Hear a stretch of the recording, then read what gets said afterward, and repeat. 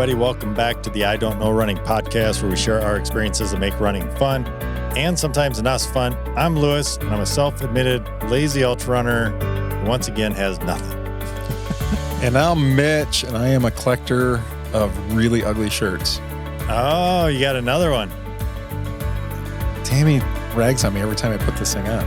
How great is that? Look at it. Holy cow. It's like tiger stripe? What is it? That is like, let me see, corner. That is, wow. It's memorable. That's got to rival anything we've ever gotten from Glass City. That's for sure. I think I should wear it to dinner tonight. Holy smokes. Yeah, what is it that I wonder where does this come from? Like, why? There's got to be something. It's got a tiger on it. I know. What the heck? And then that's the whole tiger stripe theme. Like, did you ever sense that that's what the race was about? Nope, I did not. Well, welcome back to the podcast. We are going to go. Basically, this is a race recap. In the last episode, we celebrated Mitch's skydiving career. He's starting. Started and done. Started and retired. Yeah, already. Last week or 2 weeks ago ish, 3 weeks ago, something like that. Anyway, hopefully you guys enjoyed that.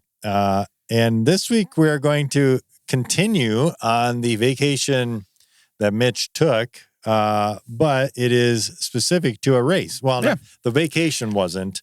The vacation was a vacation your family did. Yeah. And it included Utah Hills. Idaho Falls. Same thing. Oh, something like that. So, yeah. Never went to Utah, huh? I mean, on the vacation? I've done 2 races on in the Utah. vacation? I've vacationed there. So, 2 races in Utah, Bryce Canyon, and maybe that's why I had my head on Utah, but But this was Idaho Falls. Yeah. So another state clicked off. Yeah, you're down to 7 left. 7. Okay. And I'm doing another one at the end of this month. I wonder if I keep throwing Alaska and Hawaii off it. Because I keep thinking got to be at 5, right? You're at 5 without those 2. Yeah. Yeah. And I kind of worked out a spreadsheet there where I can get after South Dakota, I can get 4 more, I think, if my Achilles can not hurt so hold bad. Up. Yeah. So I'm kind of doing one at a time, but I'm thinking, I could fit them in. So I could get down to 2. How do you feel about going to Alaska or Hawaii? Well, I'd love to do either one. It's whether or not it fits in the schedule and the budget. Right. Because those are big ones. Yeah. But this is all about Idaho Falls Marathon and a little bit of the trip. Yeah. So I left Reno, Tahoe, and flew to Idaho. So my flight got rearranged, and I got into. I did go through Salt Lake City, though. Think about that. So that's Utah. Oh, there you go. Not Utah Falls. I don't know if there is such a place, but Utah Hills. I met my wife and Caden in Utah, so they got in there a little bit later based on how the flights were, and we flew from there into Idaho Falls. Didn't get in until late. It was probably midnight by the time we landed, I guess. And then, so I told them that was the boring part of the trip. Is they're gonna have to put up with they're gonna have to put up with me doing a race in Idaho.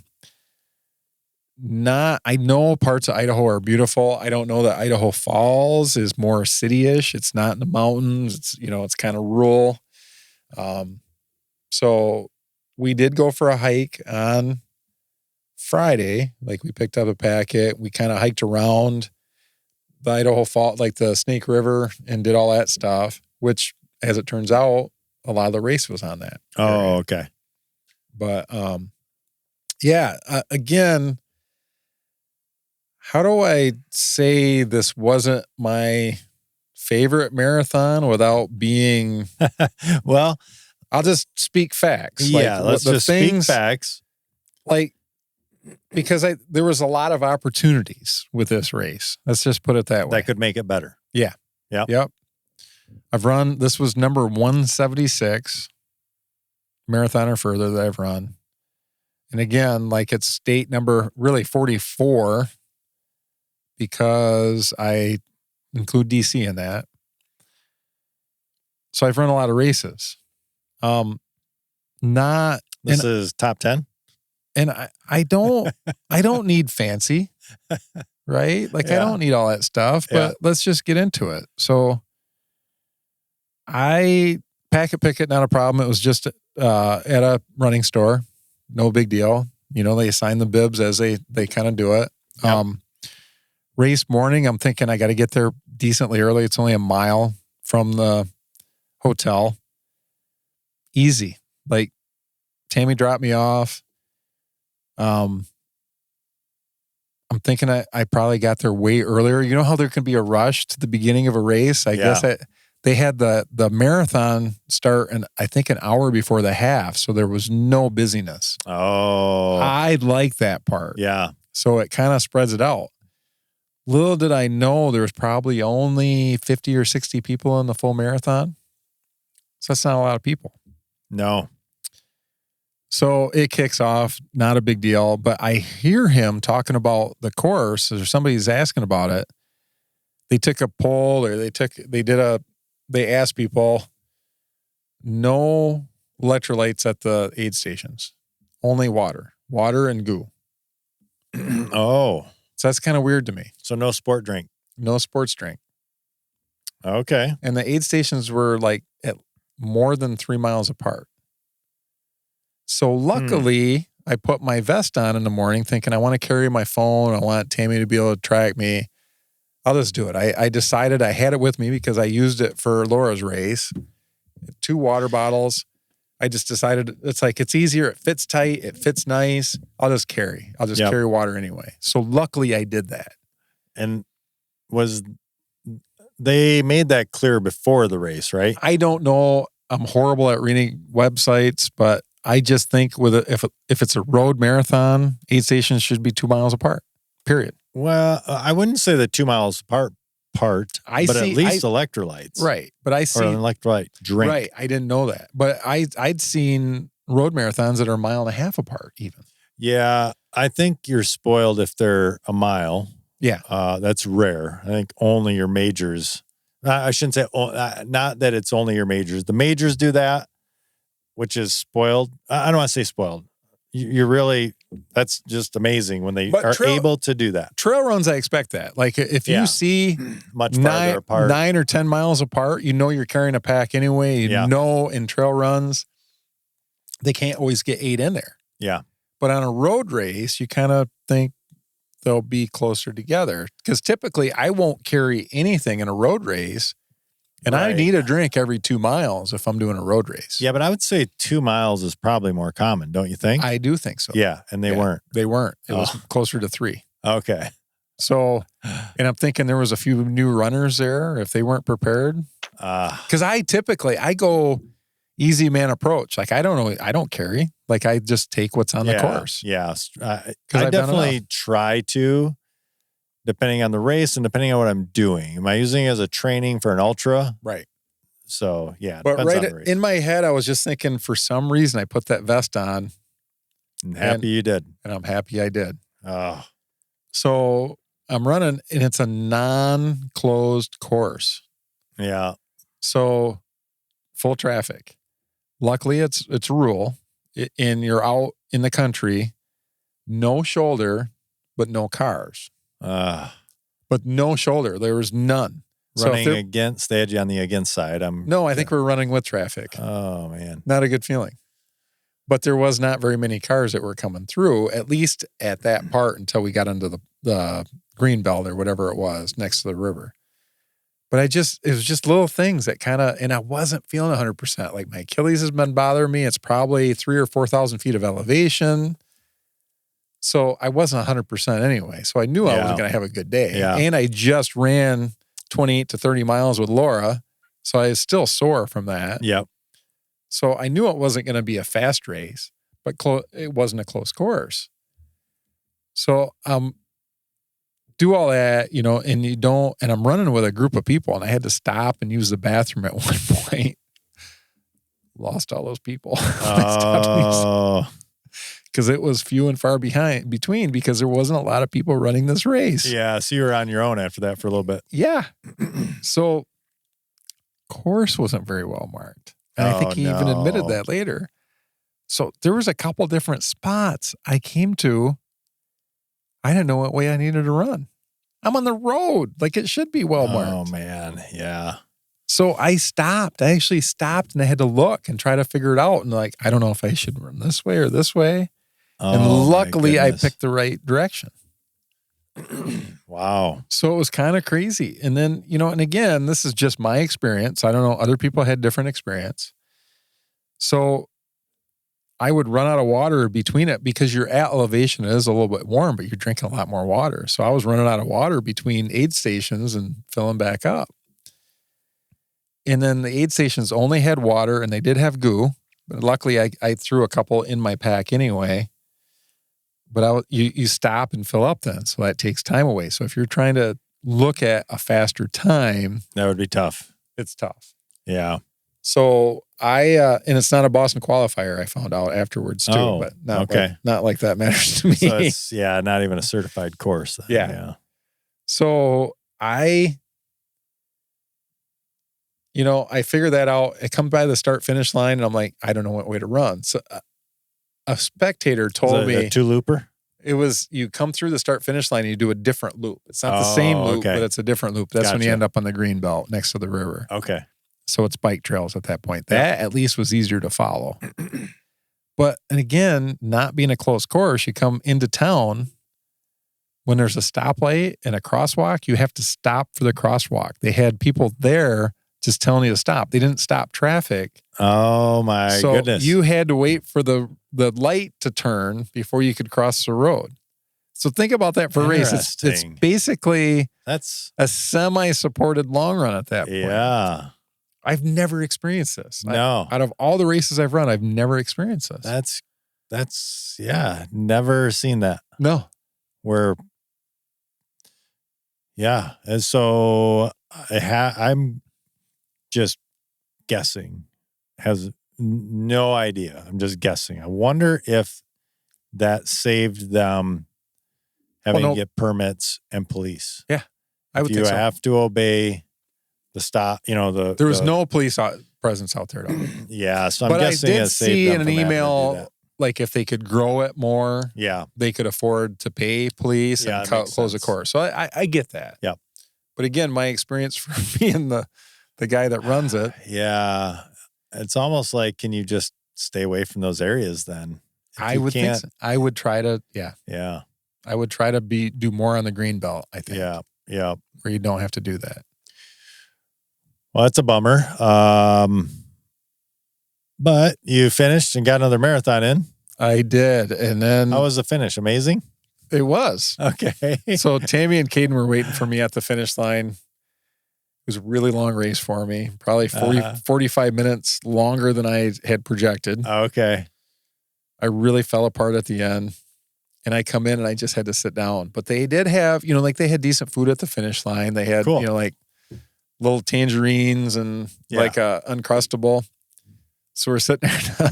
They had chocolate milk. I love chocolate milk. There we go. There's a win. I drank like 6 of them. Now they can't afford police next year. So Tammy's sitting there and she's like, because we're going to go to Grand Tetons in Yellowstone afterwards. Oh, yeah. And she wanted, I don't know how it worked out. Somehow she snagged a whole bag of cutie tangerines and a whole box of Uncrustables. Oh. To take with us. Oh my goodness. So we were eating cuties and Uncrustables like the next week. It was amazing. I wonder why they can't afford police. Although a lot of times at the end of those races, they're like, take it. Again, I wouldn't say I was last, but I was close to last at that point. You were helping to clean up.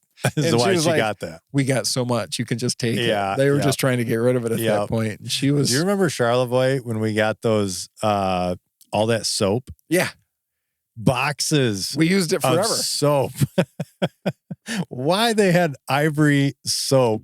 It was liquid soap too, right? Yeah. It was like a travel thing. And took a whole box Like, of it. how did they get that? For what reason? But okay. That was cool. Anyway, Utah Hills, Idaho Falls. Yeah. So and it's funny because we were trying to prepare for our trip to the Yellowstone Grand Tetons anyway. So we went to Costco and we overbought anyway. So we're like, must have been hungry. We needed to the grocery store at the wrong time. Yeah. So we bought so many damn snacks and we had a lot of snacks at the end of the weekend. When we went to Western, one of the things we were going through the store and doing our grocery shop is similar, right? You go there and you do this grocery shopping and you get all this stuff. And Brian and I were kind of like, you keep crossing each other in the store. And I'm like, did you get chips? And he's like, yep. Or, like chips and salsa. Yeah. And he's like, yep. And he goes, he got the fresh cut like salsa. And I'm like, all right, that works. I think I'm going to try something, a couple others or something. we had 3 things of salsa for 7 days. We tried powering through, but we left one full. I don't know if Mindy and Matt listen on a regular basis. I think so. Yeah. Mindy does. I'm going to still throw under the bus, but they are horrible vacation shoppers. Or it's not it's Matt. They get a lot. You can't send Matt to the store. So if you travel with them, hey, you just buy your own food. It's okay. Because you're throwing stuff away at the end of the week. Guaranteed. He gets a lot. He wants to have options. He has a lot of options. When we went to Crater Lake, we had the refrigerator was full.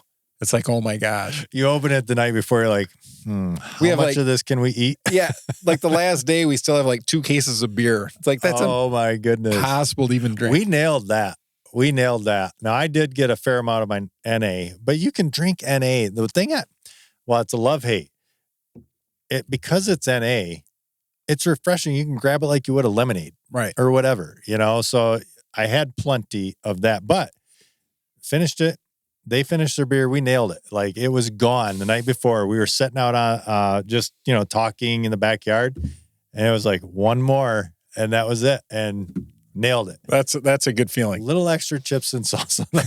Not chips. We actually had to get more chips because we had so much salsa. Well, you had to do shots of salsa at that point. I think we actually, I'm trying to remember if we opened one. We might have left one completely unopened. But anyway, Idaho Falls. So it sounds like the race itself. Let's just wrap up the race.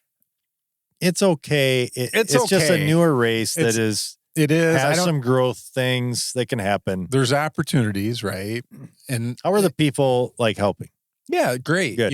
Just not a lot of volunteers. And I think that happens. It's tough. It's tough. Mm-hmm. Doing a race,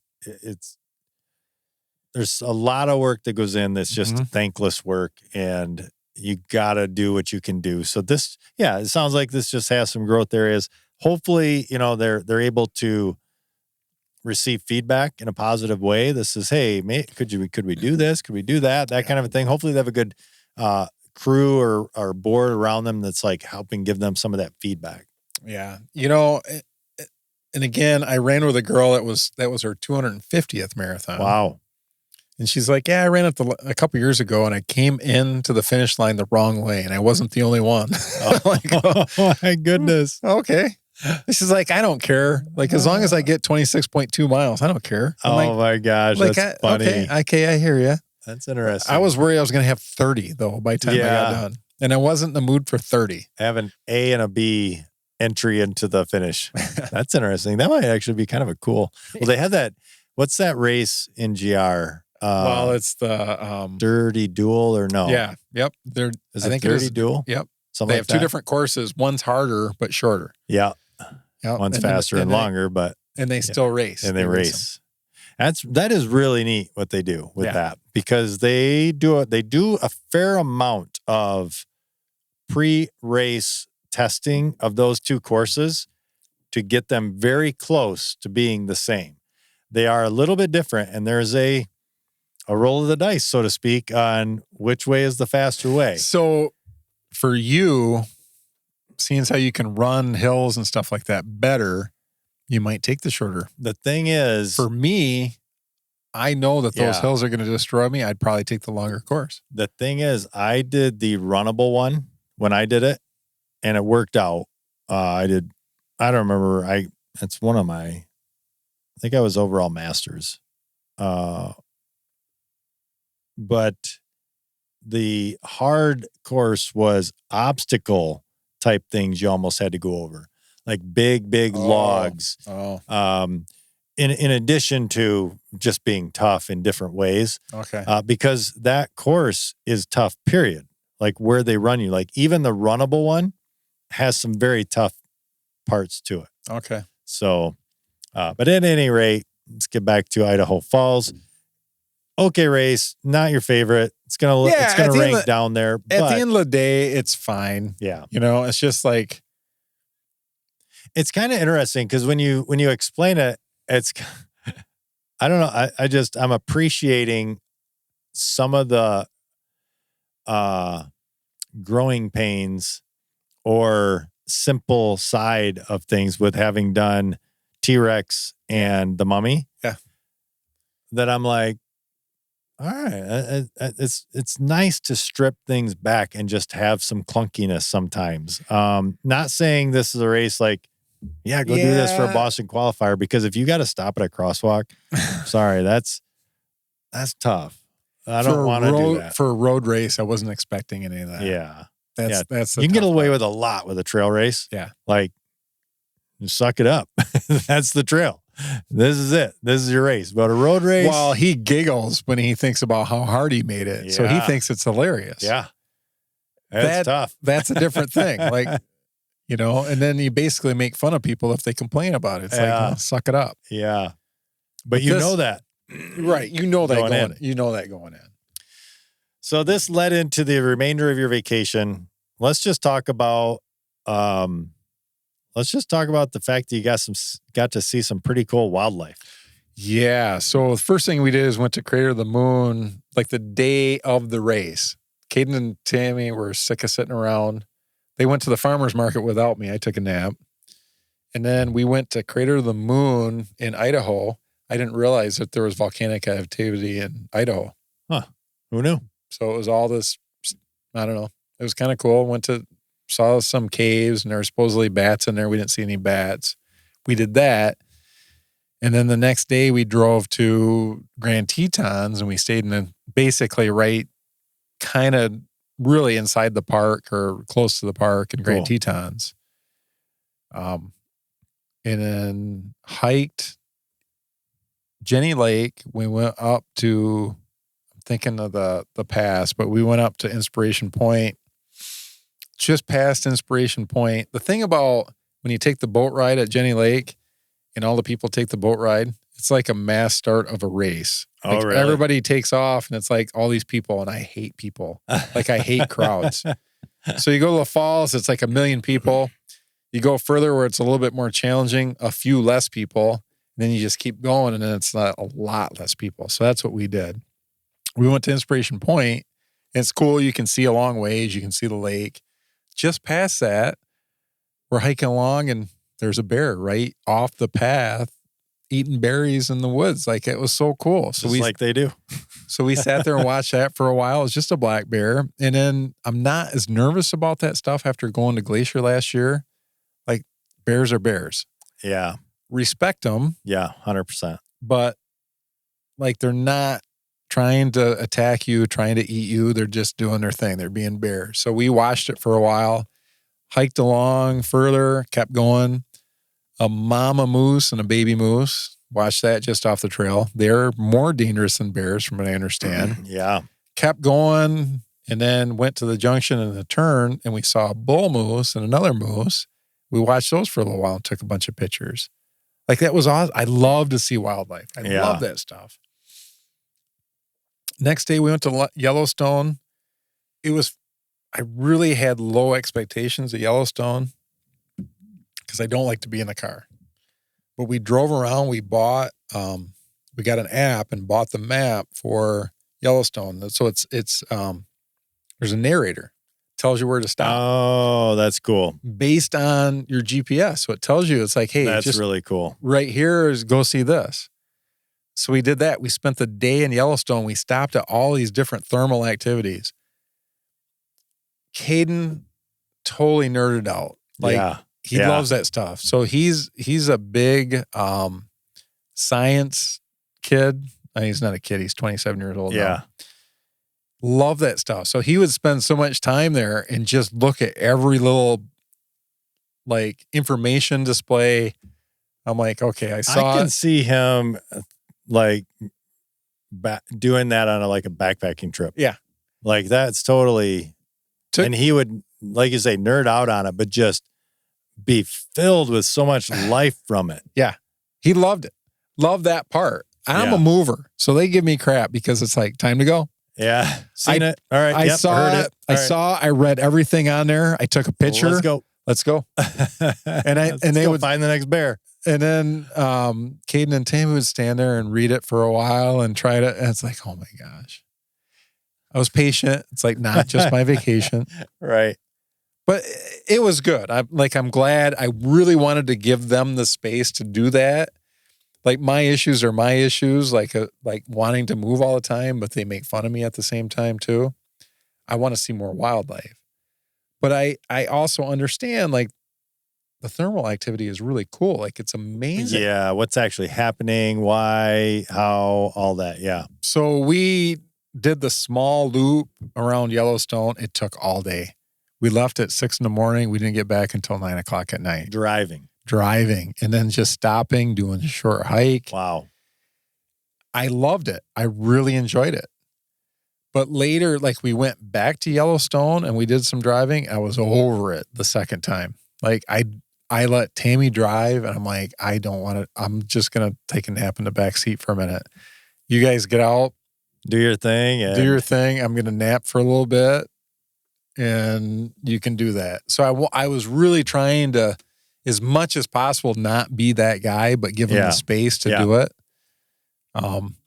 But we went, my favorites in Yellowstone are probably Grand Prismatic.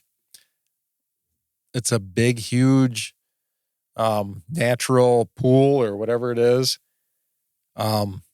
It's really colorful. Like the organisms like change colors. We walked through it and we went up and we did the overlook at it. It was really cool. And then as cliche as it is, Old Faithful was really cool to me. That's awesome.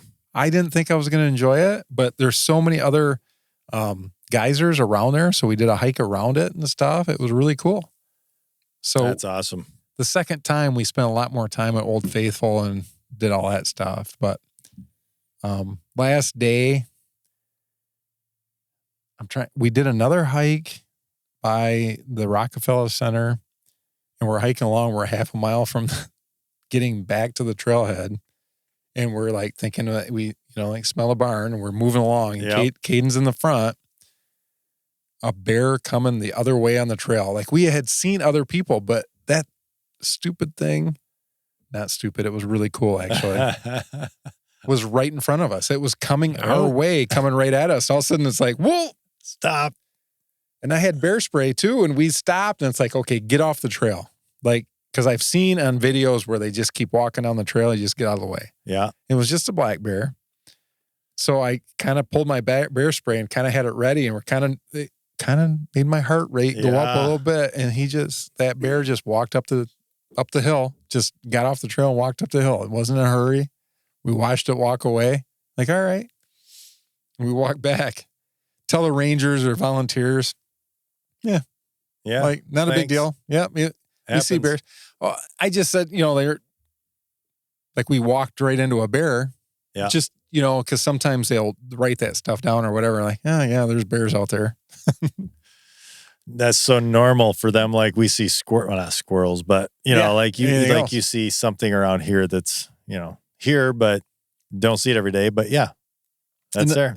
In the last day, we did a hike. Tammy did a forced march and we did another hike just before we left out on the plane and we're walking around. And then we were told like, oh, there's, you're the bear, like you're going to find the bears for us or whatever. There's a mama bear. We heard there's a mama bear and cubs up there. Like, oh, all right. Well, we're not going that way. Well, we did go that way. We never saw him.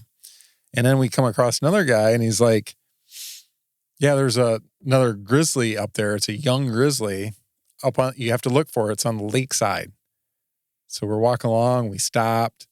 We're listening. Go up, stop, listening. And then Caden and I, he's like, like breathes hard. And I look and here that thing goes running across the trail and running up the hill. So it's a young grizzly. So we saw both. We saw black bears and we saw grizzly. Oh, my goodness. Well, sounds like that was an enjoyable trip, a nice time away. And you got to see the bears that you've been wanting to see. I love bears. That's cool. Because you went out to Montana and didn't see any. We did Glacier. We saw one on the last day. We saw a grizzly that's right. From the car. That's right. Well, cool. Anything else on Idaho Falls? Nope. Probably not the first one to put on your list in Idaho, but who knows? Maybe that's the best Idaho. If we go back, we'll go back to Idaho. There's one called Hayden Lake. Oh, okay. So why have to do that one? Why wouldn't you run that one? Yeah, for sure. Cool. Well, thanks for sharing the recap of Idaho Falls. I think it's funny to call it Utah Hills, but Idaho Falls, and it sounds like you had a great time away with family and a great time with Laura out doing the crewing thing, as we mentioned in the last episode. But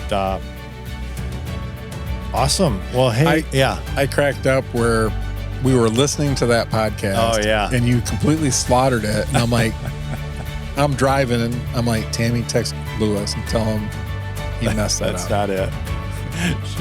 She did. She texted and corrected me. I thought it was funny that it came up with different state and a hill instead of a fall. Like the opposite of what you would do. Not surprising. No. I thought it was a pretty good recollection. Well, if you're listening and you have not subscribed, subscribe. If you have not looked up our Patreon, go to Patreon. There's a link in the description below. And follow us on your favorite listening platform, Spotify and all the others, YouTube, Facebook, all of that. But with that, that's going to wrap up this week's episode of the I Don't Know Running podcast. Be sure to tune in next time as we share more about what we just don't know. Until then, happy running.